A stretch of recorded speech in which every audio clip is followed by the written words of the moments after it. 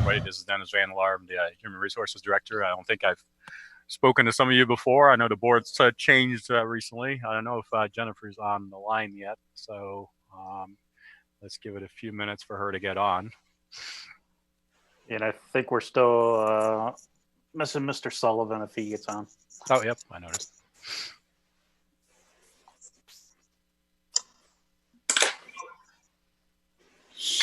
Hey, good morning, guys. Just wanted to say thanks for setting up this virtual meeting.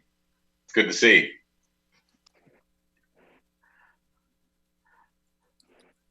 This might be your future, Joe.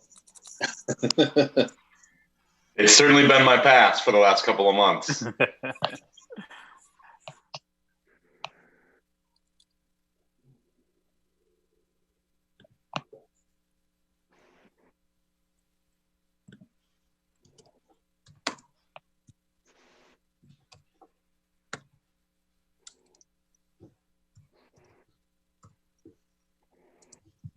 Jennifer, I see you join. I have joined, and I have William Sullivan on here with me. He was unable to get in via the Zoom, but he's through my phone. Oh, okay. Bill, can you hear us? You can. Yeah. Okay, here you go. You're on speaker now. Okay. Okay, thank you. Yeah, and I printed out the agenda and the list of the other stuff, so I have that at least in front of me. Perfect. Well, then it sounds like we have everybody. I guess we can call the meeting to order.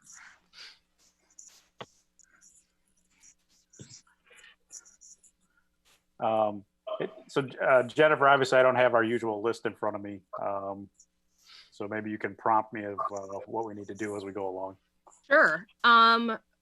Right now we have the meeting minutes that we need to look at, which you know what, I'm sorry. I'm so used to printing those out that I did not bring that back in. Well, so, why don't we make a motion just to hold off on doing those till the next meeting? Table those. Yep. I get a. Okay. I can make the motion. Okay. Get a second. Any discussion? And I guess just a vote to table the minutes till the next meeting. In favor. I'm in favor. I'm in favor. All right, motion passes. Did you hear that, Bill? Yeah, I did hear that. Yeah, table the approval of meeting minutes. Okay. Okay.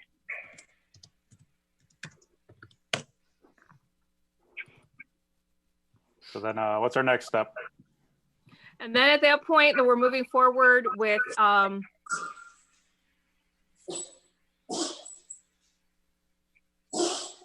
okay, Deanna's saying that can we have a name when we motion in second, because she couldn't hear that motion.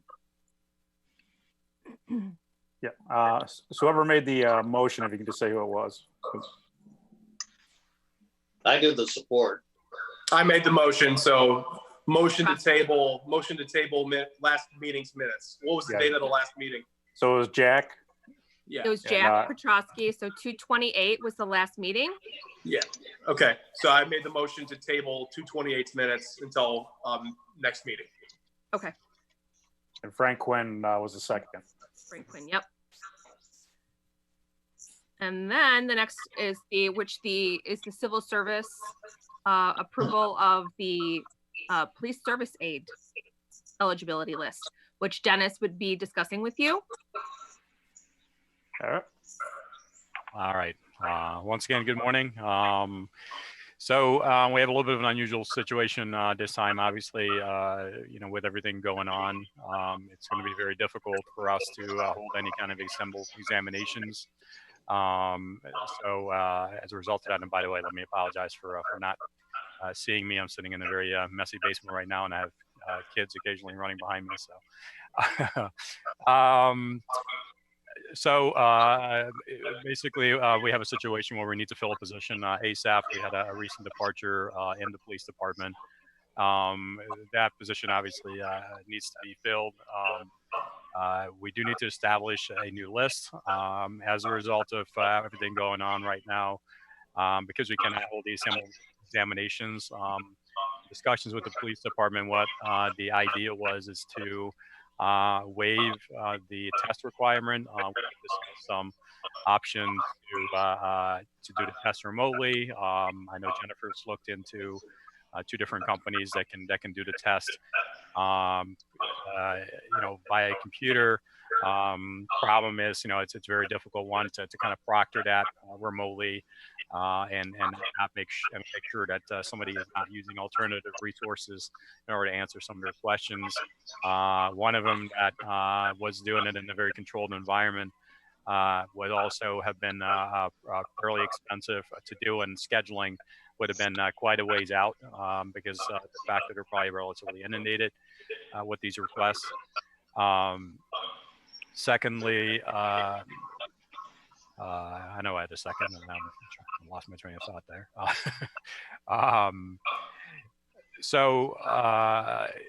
The computer testing it just ended up not being a very valid way of testing, or not a very legitimate way of testing right now that we could see. I will tell you, as Jennifer might have pointed out to you in the past with the PSA tests, PSA tests in general have always kind of been more or less a formality, just because the tests that we have done that have been assembled traditionally, I don't think we've ever seen anybody really fail that test. The majority of people tends to pass fairly easily with a 80 or 90% testing score, which basically means also combined with the fact that the list typically tends to be relatively short, that oftentimes the majority of people end up being interviewed at some point. Make a long story short, what we're trying to do in this case is to waive the test requirement. I have the option to bring that to you. I believe it's Rule 8, Section 5, I believe it was in the civil service rules, to give that recommendation to you with the approval of the Civil Service Board. That test can be waived then. We do have a draft list available. That list is then put together similar to how we do it with promotional civil service tests, where in the absence of certain testing, what happens is that the timing of the application that's been submitted is being used to rank the applications. So that's what Jennifer did in this case as well.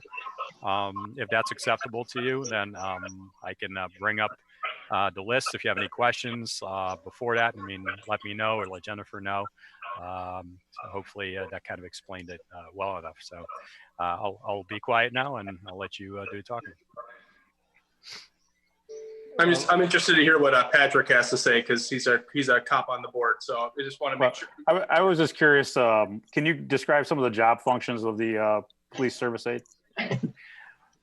Yeah. So really the easiest way to describe it is police service aide is really just our version of a dispatcher. Still not quite sure why we never ended up changing that title. But really, if you know what a dispatcher does, that's what a police service aide does. That's probably the easiest way to put it. Okay. Yeah. And so obviously, even the people you bring in, you have probably a rather extensive training program once they're in that they have to get through. Correct. Yeah. We tend to not have a lot of people come in that are transferring from generally speaking, most people that tend to come in to the job end up coming in relatively fresh, also because the pay is fairly good, considering at least at first, considering the fact that the entry level requirements for it are very low, and as you pointed out, there's a substantial amount of training that goes into it in order to actually become a proper dispatcher. Okay. Yeah, it's a critical position for the department, but if you guys, as the city, feel confident in moving forward in this approach, I understand. All right. Does anybody else have any comments? I guess just a question, given the current environment, Mhm. and it sounds like there was some unanticipated turnover here, in the next few months, is there any other turnover anticipated? Do you expect maybe to have to go this route again for different positions? Or if there was another role that opened up, would we have to go through this process again of approving the exception from taking the test, just to understand how that works? So every time a role opens up, we go through and evaluate the test scores typically. In this case, we're going to vote if we can skip that test. So does that then open up the test skipping for the rest of the year, or is it just a one-time per position?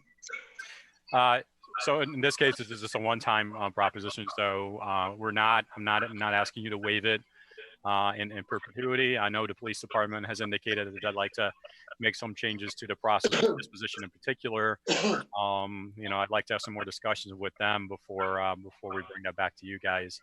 But this wouldn't affect any of the other positions. More to your question about whether we expect any more turnover. I don't expect it just because of well, let's put it this way. It's going to be hard to predict it either way. In this case was an unanticipated turnover or departure. For the most part, turnover in the city is extremely low. So I don't necessarily anticipate a lot of departures other than for reasons of retirements, which we do have a fairly aging workforce. So certainly might see some more positions to be filled over the next few months because of retirements coming up. Having said that, this position, as I pointed out earlier, I mean, the test has always kind of been really more of a formality from the perspective of, again, the test scores really didn't give that much value to it other than I think maybe giving people a better understanding of what the job would entail, because a lot of the questions, I think a lot of times are common sense questions, but important questions I think that are asked for people understand what the job understands from or entails from a communications perspective in particular, and understanding people, I guess. Now, a lot of our other tests tend to be a lot more specific about certain knowledge sets that somebody needs to have, especially, for instance, in our public works department, where the entry-level truck driver test does require quite a bit of or a fair amount of pre-existing knowledge that you really would have only gained typically through already having been a truck driver. And there's a couple of more examples like that. So as those come up, I think, and I guess Jennifer and I will have to have a little more discussions on the side as well about that. As that comes up, what we'll have to do with those. I know we have fortunately, I think we have a couple of lists at least that are still valid for a little while, but I guess we're going to have to kind of go through his list and then see which ones might be coming up soon, and what we're going to do with those. So again, long story short, this request is just for this once. Going forward, hard to say, but it seems likely, obviously, with everything going on, that we could be looking at an extended period of time still where we might have to find some alternative methods. And just so you know, I mean, the testing, waiving the testing is one way to do it. There's also some alternative methods, and certainly we're always open to the thoughts on that. There's always some alternative methods we can use to do testing. Sending somebody a little assignment to take home or whatever it might be. So those are definitely things that we can consider down the road as well. I like to think though that by the time the next time we have to test somebody, or at least in the near future, we can at least maybe take advantage of, for instance, our farmers market, where we have a substantial amount of space, so that maybe we can still take an in-person test, but that at least space people out far enough to where hopefully we can maintain the social distancing that's required without actually having to do away with the test altogether. Right. I mean, this list will be good for a year. So hopefully we come out the other side and we won't have to do this again, extend anything, or try to bypass the testing in the future, but there are lists that are going to be coming up. Municipal Clerk 3, for instance, will be coming up very soon. Most likely, we will probably have to bypass the testing or come up with some other kind of solution for that, based upon that. Typically, we have a very large response to that. We have typically invite around 100 candidates, so I don't foresee that being able to happen in June or July. Would typically happen. So. Yeah, and that's it's a good thing what Jennifer just mentioned. I mean, and I didn't consider that when I just share my thoughts. You know, clearly with the economy the way it is right now, or the way it's heading, you know, traditionally city governments, or government in general probably, but especially city government, I think, you know, and especially Royal Oak, you know, we've been fortunate that we've had enough financial stability to some degree where we've been able to continue to hire and replace folks as we need it. And certainly, you know, when the economy takes a downturn, a lot of times what we end up seeing is that, you know, when people obviously lose their jobs elsewhere, that they tend to turn towards an organization like ours for jobs. So needless to say, the number of applications tends to go up. And of course, with that comes a higher number of people need to be tested also. Any other questions anybody has? I have a question. Without a test, I mean, what criteria do you use for the pecking order? It's ranked by time of application. By the time. Okay. All right. I missed application. Yep. Okay. So when it was submitted is how it's actually ranked. Okay. Okay. All right. Well, as they've requested, if you make the motion or second, if you can state your name, and then Question, Bill? when we do the votes, we'll do it as a roll call. Mr. Sullivan, did Mr. Sullivan have a question? No? Okay. So I will motion to waive the test for the role, for the current role. Okay. That's Joe That's Spinella. Joe Spinella. Sorry. Sorry, Pat. No problem. I'm gonna let you do it. You're good. And do we have a second? I'll make the second. Jack Petrosky will make the second. Second it if I can. Okay. Now Bill Sullivan would like to second. Yeah. Okay. Right. So I guess now we just need a roll call vote.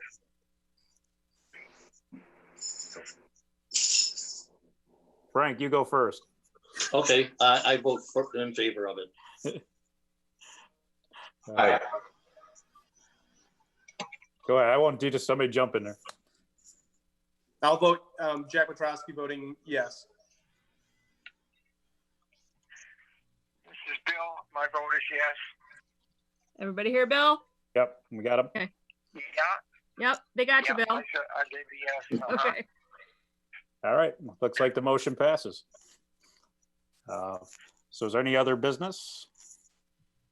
So I guess the next step would be to, and I'm not sure, Jennifer, I don't know if you've had any discussion with you about how to actually sign off on. I mean, we can probably collect electronic signatures of some sort, but at least for now, what I'd like to do is just bring up the list on the screen. So at least you see the list similarly to when you meet in person. And I guess at least take a vote to approve of that list. So give me just a second.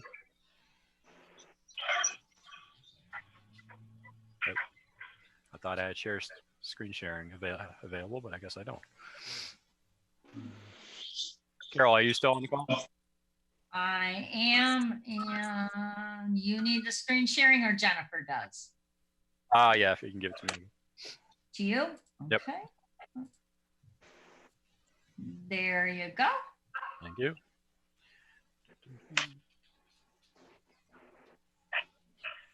All right. So hopefully everybody can see the list on my screen right now. Try and I guess I can only zoom out. Yeah, I can see it. Okay. So I'll scroll through it really quickly. So I guess you probably can't see the whole thing all at once. So Jennifer, I did just pull it up on our drive. I did put number 38 in here because obviously I completed it this morning before I sent it to them. Oh, okay. All right. So So they have seen the list already then, is what you're saying? Yeah. Yep. Okay, good. Yep. All right. So yeah, if your next step can be to approve the list, then we appreciate it. Well, first, let me just say that what you've put up on the screen is accurate to what we received or before the meeting. So, Okay. Everybody satisfied with what has been shared as what we voted on? Yes. Yes. Approved. All right. Sounds like we're all in agreement that what we received to review is what we voted on here that's been shared. Yeah, I don't know how we're gonna handle this, the signature. I don't know how that's all gonna happen. Deanna, are you on the line? Can you provide any input? What was that? How we're going to get the digital signatures, Bill? Yeah. Would it help for us to each write it in the chat box and you can screenshot that? Another thought, what if ever each of us were just to send you an email saying that we agreed and consider that the signature? Or, yeah, let's do that. So I know Jennifer, you said you sent it out to them, right? So if you can just respond to the email that Jennifer sent with the list attached. Yeah, I mean, with the video of everybody voting and that, I think it seems pretty solid to me. Okay. But I'm not an attorney. Well, Okay, you know, if Deanna is asking. What's up? Sorry, hold on. I'm trying to type and hold the phone and all that at the same time. Deanna had said that Melanie said you could digitally sign them if they have the capability. I just asked her if the email would suffice. So, I'm hoping that that's the case. Hey, Jennifer, one thought, is it possible that we could vote collectively to have some sort of waiver on the signature of the list in given circumstances? Is that permitted or no? That would be a Deanna question as well. But I mean, it would just make it so much easier if we could do that. I agree. So if it's possible, that would be ideal. I agree with that.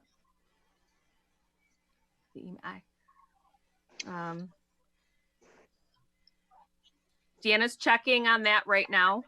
Okay. Does everybody else on the board agree that if we can waive it, we should? Yeah, I think that's a good solution. And then there's no reason the next time we're actually able to meet in public, we couldn't sign it then. I mean, yeah, fair. Yeah, that's true. I think there's a pretty good record here with this being recorded that it was agreed upon. So the signature really doesn't really mean that much. True. So, Bill agrees. All right, Bill agrees. It's a done deal.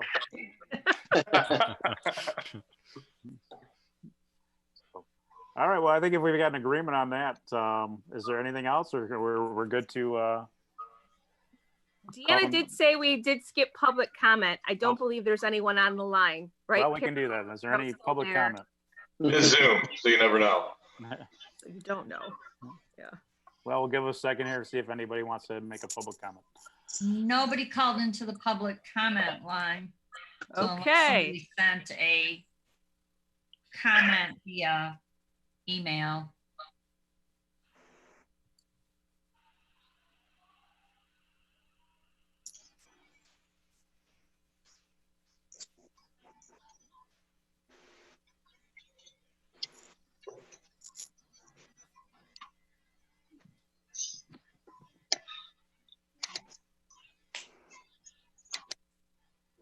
I heard right. She's checking the email. Is that what we're waiting on? Yeah, Deanna is, and then but there's no public comment. Okay. So then I guess can we get a motion to end? Motion to adjourn. By Joe Spinella. I'll support. Frank Quinn supported. I'll second. Okay. Well, the meeting is adjourned then. All right. All right. Thank Thank you. guys. Everybody have a Have a good nice one. weekend. Stay Stay safe. safe. Thank you, Good luck everybody. on the hire. Thank you. Thank you. Have a great weekend.